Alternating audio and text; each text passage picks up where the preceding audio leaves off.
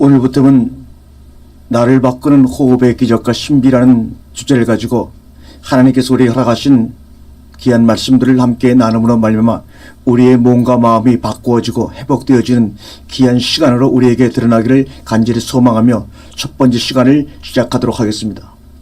오늘 첫 번째 시간의 주제는 하나님이 생명의 수단으로 허락하신 호흡을 회복하자입니다. 하나님이 인간을 창조하셔서 호흡을 함으로 몸의 생명을 유지토록 하시기 위해 둘째 날에 궁창을 지으시고 그 궁창을 하늘이라 부르시고 하늘에 무한히 널려있는 대기 중에 산소를 호흡함으로 생명을 유지했다는 사실에 우리가 주목해 볼 필요가 있습니다. 우리가 호흡을 한다는 것은 우리가 그동안 무관심했던 호흡을 들여다보므로 그것을 생명 유지의 근간으로 허락하신 하나님을 묵상하며 우주를 창조하신 하나님의 광대함에 우리 자신을 낮추는 계기가 될 것입니다. 그로 인해 겸비한 마음을 가지고 그 마음 안에 하나님이 주신 말씀을 마음에 뿌리내려 잊어버렸던 하나님의 형상을 회복하며 성령님의 감동으로 하나님을 우리의 아버지라 더욱더 강하게 부르짖을 수 있는 건강하고 행복한 육의 그릇과 마음을 예비하는 데 도움이 될 것이라고 확신합니다. 이것은 우리 인간이 해야 할 하나의 의무이자 권리라고 생각합니다. 모든 인간들의 호흡법의 근간에는 인간의 창조론을 믿는 차원에서 하는 방법과 그렇지 않고 진화론 혹은 무신론에 입각해서 자기들 모르게 행해지는 호흡법에 따라 하느냐에 따라 처음은 비슷하게 보여도 그 끝은 너무나 극각의 차이로 우리의 삶 가운데 드러나게 될 것입니다. 그런데 창조론에 입각해서 행해지는 호흡법을 발견할 수 없는 것이 그동안의 관례였고 호흡이란 말만 들어도 뭔가가 하나님을 멀리하는 믿음이 없는 이단적인 방법이라고 우리는 선입관과 고정감을 갖고 있었습니다. 세상에 번지고 있는 호흡을 기초로 한 다양한 이름의 호흡법과 마음치료법이 있는데 대표적으로 하버드 의대 벤슨 교수가 개발한 초월명상, 제이콥스 박사가 고안한 점진적 이완법, 독일의 슐츠 박사가 고안한 자율훈련, 심상기법, 정화심상, 과제심상, 심층신상, 멘탈 리허설, 단전호흡, 마인드로 컨트롤, 내호흡, 요가호흡 등등 아주 다양한 이름으로 불리면서 사람들 속에 파고들었습니다. 하나님의 인간 창조를 믿지 않고 진화론 혹은 다신론 혹은 인본주의에 입각하여 호흡을 하는 즉 우주에 운행하는 기를 흡수하면 건강은 물론 신과 같은 경주 혹은 신비 체험까지도 할 수 있다고 얘기하는 그들의 주장을 우리는 정말로 받아들이면 안 됩니다. 그것들은 정말 하나님을 이름을 망령때 이르는 그러한 잘못된 논리요 훈련입니다.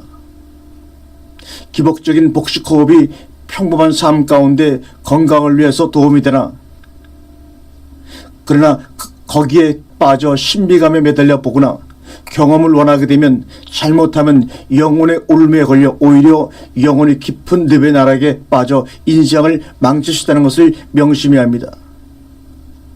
미국에서도 요가를 비롯한 동양의 호흡법을 뉴에이지 확산에 이용하고 있는 실정인데 그것은 바로 신의 자리까지 가보겠다는 아니면 다른 하나님이 되겠다는 인간의 탐욕과 교만의 결과가 아닌가 저는 확신합니다. 그러므로 믿는 하나님의 성도들은 이러한 혼탁한 분위기가 앞으로 더욱 확산이 되는 것에 대해 수동적으로 대처할 것이 아니라 무시해버릴 것이 아니라 우리를 하나님이 창조하셨다고 하는 창조론에 입각하여 하나님이 이것을 우리에게 불어넣어 주신 생기를 우리의 삶 가운데서 마음껏 호흡하는 호흡법을 개발하여 말씀을 깊이 묵상하는 가운데 영육간의 호흡의 균형을 맞추는 삶으로 육의 건강은 물론 악한 영의 세력에 대항하는 영의 군사들이 되기를 소망하면서 하나님이 우리와 모든 만물을 창조하셨다는 창조론의 기초에서 개발한 이 아랫배 호흡 즉 생수호흡의 운동을 확산시켜서 육신의 피폐한 가운데서 질병 가운데서 고통을 당하거나 마음의 우울감 가운데서 어려움을 겪는 많은 사람들에게 도움을 주기를 원하는 마음으로 용기를 내어 이 강좌를 시작하게 되었습니다. 또한 이 호흡법을 통해서 늘 우리 마음속에 하나님의 말씀 호흡하는 여러분이 되기 위해서 아울러 하나님 말씀에도 좀 더 신경을 쓰며 말씀의 깊은 깨달음 속에 들어가기를 여러분에게 권면하면서 이 강좌를 시작하도록 하겠습니다. 그러면 첫 번째로 폐와 산소와의 관계를 대해서 여러분에게 한번 말씀을 드려볼까 합니다. 우리가 숨을 쉴 때 공기는 코나 입을 통해 들어가서 성대를 지나 기관으로 먼저 들어갑니다. 기관은 오른쪽 기관지와 왼쪽 기관지로 나누어지게 되고 이 기관지는 더욱 작은 기관지로 갈라져서 폐에 도착하게 됩니다. 정상적으로 성인의 오른쪽 폐는 왼쪽보다 더 넓고 짧으며 무게는 한 620kg 정도이고 폐 기능의 55%를 바로 오른쪽 폐가 담당하고 왼쪽 폐 무게는 그보다 작은 560g 정도가 됩니다. 폐는 호흡을 통하여 공기 중에 산소를 받아들이고 몸속에 이산화탄소를 배출하는 우리 몸에 꼭 필요한 장기입니다. 폐는 가슴 속에 위치하며 심장을 둘러싸고 있으며 단단한 갈비뼈로 둘러싸여 보호를 받고 있습니다. 폐는 얇지만 단단한 막으로 둘러싸여 있어 이를 흉막 또는 늑막이라고 합니다. 흉막은 두 겹으로 하나는 폐 바깥쪽에 다른 하나는 갈비뼈 안쪽에 붙어 있으며 숨을 쉴 때 두 흉막이 거의 마찰을 일으키지 않도록 흉막액이 나와 윤활을 작용을 합니다. 폐 아래에는 행경막이 가슴과 배에 경계를 이루고 있으며 이 행경막이 숨을 쉬는 운동을 거의 맡아서 하고 있습니다. 일반적으로 어른의 호흡량은 1회에 450 내지 500ml 정도이며 그 중에 산소의 함유량은 한 20% 정도입니다. 폐 안에는 보통의 호흡으로 움직이지 않는 공기가 약 3000ml 정도 있으며 이것은 주위의 급격한 변화로부터 신체를 지켜주기 위한 것으로 일종의 안전장치 역할을 하고 있습니다. 이렇게 폐로부터 유입된 산소는 혈액 속에 들어가 심장의 펌핑 작용으로 혈액을 통하여 온 몸으로 공급되기에 그래서 호흡은 심장 운동과 불가분의 관계가 있습니다. 우리 몸 안의 혈액은 심장의 펌핑 작용에 의하여 2, 3분마다 폐 주위의 좁은 혈관을 통과하며 몸 전체를 돌아다니게 됩니다. 산소를 소모한 검푸른 혈액은 폐에 다시 유입되어 신선한 산소가 많은 공기에 접촉하게 되어 혈액에서 옮겨온 탄산가스를 버리고 새로운 산소를 받아들여 새빨간 생장한 혈액으로 다시 태어나게 됩니다. 또한 우리 몸의 산소를 에너지원으로 연소시키며 노폐물로서 탄산가스가 발생되고 탄산가스가 쌓이면 뇌와 심장, 장기 등의 움직임이 나빠지게 됩니다. 이 때문에 폐에는 산소와 연속적으로 결합하여 심장과 다른 기관에서 배출하는 탄산가스를 제거하고 혈액의 산성화를 막아주는 귀중한 역할을 합니다. 이러한 폐의 가스 교환에 의하여 우리 몸은 피로가 없어지고 활력이 바로 생기는 것입니다. 그렇다면 깊은 아랫배 호흡을 통하여 아랫배라고 하는 것은 바로 여러분에게 얘기를 하면 배꼽을 주변에서 이 주변을 얘기합니다. 이 아랫배 호흡을 통해 여러분이 산소를 충분히 마시게 되면 어떤 일이 일어나는지 우리가 한번 살펴보도록 하겠습니다. 심폐기능과 산소. 우리는 산소를 몸 안 구석구석 세포까지 끊임없이 보내지 않으면 한시도 살 수가 없습니다. 이러한 움직임을 일으키는 것이 바로 심장과 폐이고 폐에는 좌우로 약 7억 개의 폐세포가 있어 혈액에 산소를 공급하며 심장의 펌핑 작용에 의하여 우리 몸의 구석구석까지 혈액을 공급하게 됩니다. 심장은 살아있는 동안 박동을 한시도 끊이지 않고 계속하여 매번 70회, 하루에 약 10만 회, 80년으로 계산하면 약 30억 회 정도 맥박을 뛰면서 우리에게 생명을 줍니다. 우리가 자고 있는 동안에도 신체 구석까지 혈액은 계속 공급되어집니다. 그리고 놀랄만한 것은 심장의 에너지 원호는 관상동맥으로부터 주어지는 산소뿐이라는 사실입니다. 그러므로 산소가 부족하게 되면 심장이 움직이는데 어려움을 겪는 것입니다. 심장을 움직이는 에너지원은 유일하게 관상동맥으로 주어지는 산소 외에는 어떤 것도 아니라는 것이 우리가 호흡의 중요성을 다시 한번 우리에게 경각시켜주는 것이라고 할 수가 있습니다. 그렇기 때문에 얼마나 효율적으로 혈액을 보내주는가 하는 것은 심폐기능의 사할 문제인 것입니다. 그런데 대부분의 현대인들의 혈액은 운동 부족과 유해 음식으로 인하여 산성화되고 콜레스테롤이 혈관에 부착되어 혈액의 흐름을 방해하여 모든 생활습관병의 근원이 되고 있는 상태입니다. 이러한 것은 깊은 아랫배 호흡을 통하여 신선한 산소를 공급받아 쇠약해진 기능을 회복시켜 줄 때 비로소 벗어날 수가 있는 것입니다. 산소를 충분히 마시게 되면, 깊은 호흡을 하게 되면 6가지의 현상이 일어납니다. 첫 번째, 혈액의 산성화를 방지해 줍니다. 두 번째, 에너지원이 됩니다. 세 번째, 우리 머리의 뇌파가 안정이 됩니다. 네 번째, 자율신경의 활발한 움직임으로 마음의 균형이 잡혀집니다. 다섯 번째, 혈압을 조절하는 중추신경계에 좋은 영향을 미칩니다. 여섯 번째, 혈액 중에 산소를 옮기는 헤모글로빈의 움직임을 보다 활발하게 하여 줍니다. 헤모글로빈의 산소 결합과 분리는 혈액에 의해 좌우됩니다. 혈액의 pH값이 내려가면 헤모글로빈이 쉽게 산소를 분리하고 산소 공급량이 높아집니다. 이것은 또 혈관의 확장을 재촉하여 전신의 장기와 조직이 산소를 취하고 생동력을 갖게 된다는 의미이기 때문에 혈압에도 좋은 영향을 미치는 것입니다.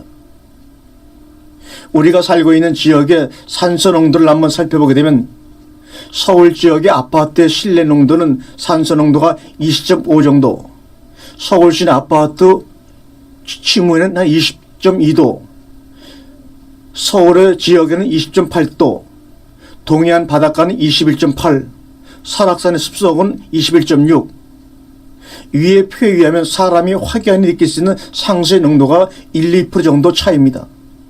산소의 1, 2% 정도의 차이를 내가 어떻게 흡수하고 내 본에 따라서 내 몸의 건강이 좌우되는 것입니다.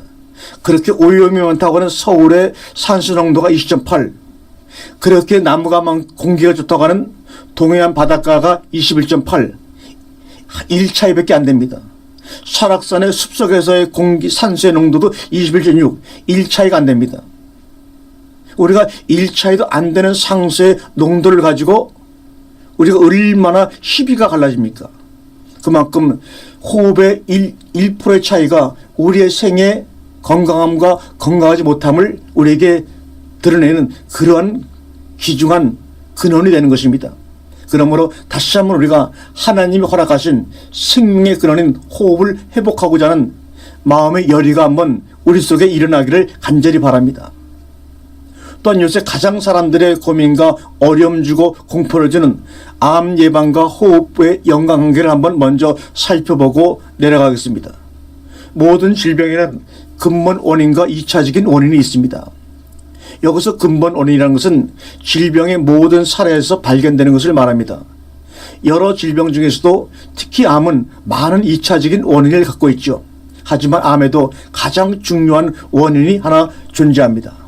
간단히 말해서 암의 주 원인은 인체 정상세포에서의 산소 부족으로 생성되는 당분의 발휘에 의해서 생성된다는 사실입니다. 인체 모든 정상세포들은 산소 호흡에 의하여 에너지를 얻지만 암세포는 에너지의 대부분을 발효에 의해서 생성합니다. 이 말이 무슨 말이냐? 산소 부족 시 발생하는 포도당 분해 작용에 의해서 생성된다는 말입니다. 그러므로 충분한 산소를 공급하면 당의 분해가 이루어지지 않으므로 결국은 암은 생존할 수 없게 된다는 결론이 됩니다. 충분한 산소의 공급이 이루어지지 않는 이유는 공기와 물의 오염, 숲과 자연의 파괴, 실내생활과 각종 환경 호르몬의 발생 등과 동맥경화, 혈관 노화 등으로 혈관이 좁아지기 때문입니다. 이로 인하여 세포 내부와 주위에 축적된 발암물질과 독소가 세포의 산소 호흡 기전에 손상을 주어 적혈구 세포의 응집 현상은 혈류의 속도를 저하시키고 모세 혈관으로의 소통을 방해하며 이는 또한 산소 결핍을 가정시키는 이유 중에 하나입니다. 또한 필수지방산 등 같은 세포막을 구성하는 필수적인 성분의 결핍도 산소 교환을 제한합니다. 독일의 생화학자로서 노벨상을 수상한 와르버그 박사가 연구를 통해 얻은 결과는 산소 호흡에 의해서 에너지를 생산하는 호흡 효소들이 산소량이 감소함에 따라 죽게 되어 세포는 더 이상 산소 호흡을 할 수 없게 되고, 살아남기 위해서는 당분의 발효를 통해 에너지를 생산하도록 바뀌어 이 중 일부는 암세포로 변이된다는 것입니다. 세포 내 산소 레벨의 35%의 감소가 일어나면 이러한 현상이 일어난다고 합니다. 암세포는 에너지를 발효함으로 따라 과도한 적산을 생성합니다. 인체의 독소로 작용하는 적산은 주변의 정상세포로 가는 산소의 운반을 방해합니다. 발효가 당장은 세포를 살아남게 만들어주지만 이러한 세포들은 인체 내에서 이상 제 기능을 수행할 수 없게 되고 인체의 다른 부위와의 소통을 또한 잊어버리게 된다는 것입니다. 그리하여 이 세포들은 끊임없는 성장과 분열만을 반복하는 암으로 발전하게 됩니다.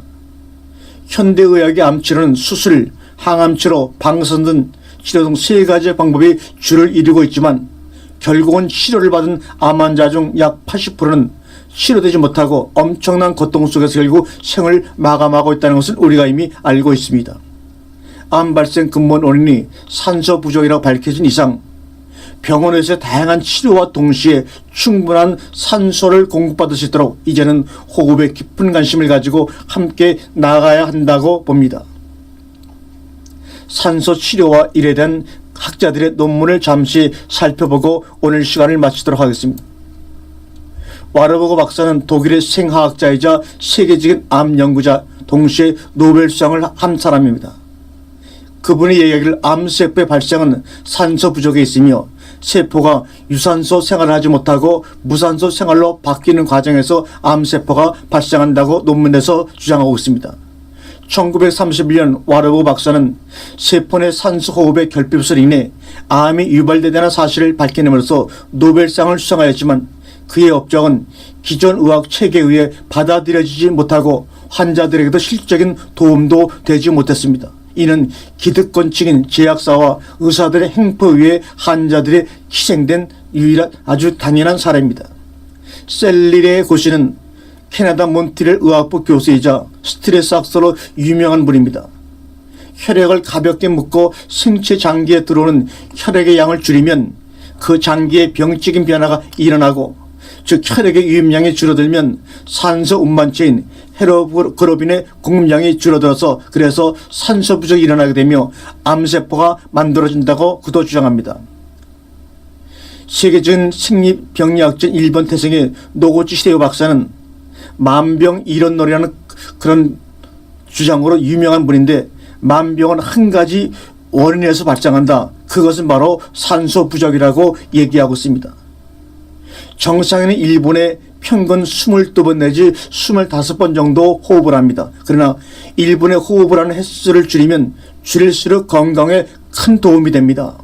우리가 긴장하거나 무서워지거나 뭔가 하게 되면 호흡이 가빠지는 겁니다.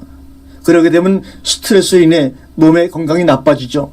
그런데 그런 경우에 몸의 건강을 회복하기 위해서 어떻게 합니까? 긴장을 낮추고 호흡의 횟수를 줄이게 되면 다시 원래 건강으로 회복되어지는 경우가 많습니다. 호흡의 횟수가 떨어지면 뇌파도 안정이 되기 시작하면서 알파파로 나타나기 시작합니다. 좀 더 가면 델타파까지 나아가는 경우는 더욱더 좋은 현상이 나타나기도 합니다. 계속해서 다음 시간에 나를 바꾸는 호흡의 신비학 기적에 대해서 계속해서 강의를 해 나가도록 하겠습니다. 감사합니다.